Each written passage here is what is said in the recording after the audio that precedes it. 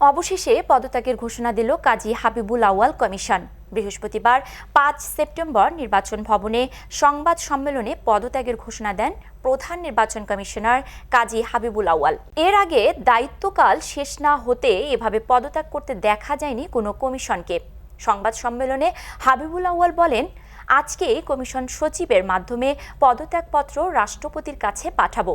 তিনি বলেন, যে উদ্দেশ্যে বিপ্লব হয়েছে আমরা সকলে চাই সেই উদ্দেশ্যে বাস্তবায়িত হোক, দেশে যথাযথ সংস্কার আসুক। ২০২২ সালের ২৬শে ফেব্রুয়ারি ৫ বছরের জন্য নিয়োগ পেয়েছিল কাজী হাবিবুল আউয়াল কমিশন।